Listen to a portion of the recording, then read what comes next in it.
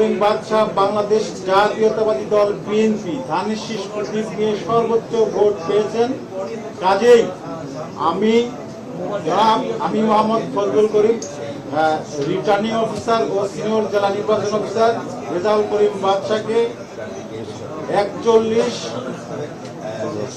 বগুড়া 6-0 আসনে নির্বাচনে বেসরকারিভাবে বিজয়ী ঘোষণা করেছি। জনাব মোহাম্মদ আবিদুর রহমান বাংলাদেশ জামাত ইসলামী দাঁড়িপাল্লা প্রতীক, তার প্রাপ্ত ভোট 57,159। আমি আবারও বলতেছি, তার প্রতীক দাঁড়িপাল্লা 57,159 ভোট। জনাব মোহাম্মদ আল আমিন তালুকদার বাংলাদেশ ডেভেলপমেন্ট পার্টি, তার প্রতীক ফুলকপি প্রতীকে প্রাপ্ত ভোট 151 কেন্দ্রে 499। তার প্রাপ্ত ভোট ফুলকপি প্রতীকের প্রাপ্ত ভোট 499।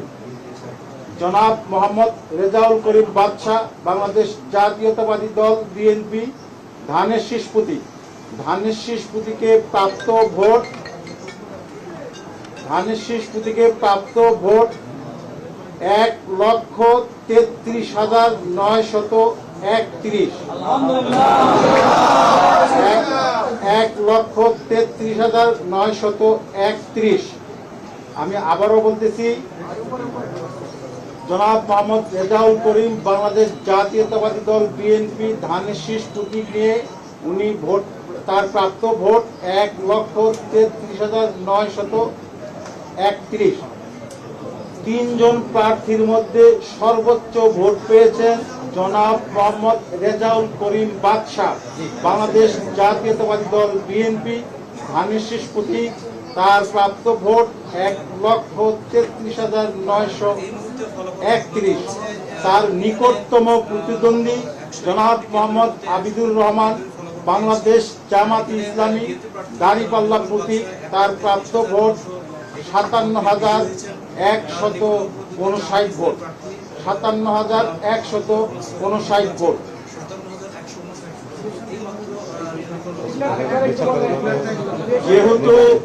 যেহেতু জনাব মোহাম্মদ রেজাউল করিম বাদশাহ সর্বোচ্চ ভোট পেয়েছেন, বাংলাদেশ জাতীয়তাবাদী দল বিএনপি ধানের শীষ প্রতীক নিয়ে সর্বোচ্চ ভোট পেয়েছেন, কাজেই আমি মোহাম্মদ ফজলুল করিম, রিটার্নিং অফিসার ও সিনিয়র জেলা নির্বাচন অফিসার রেজাউল করিম বাদশাহকে 41-6 বগুড়া 6-0 আসনে নির্বাচনে বেসরকারিভাবে বিজয়ী ঘোষণা করেছি।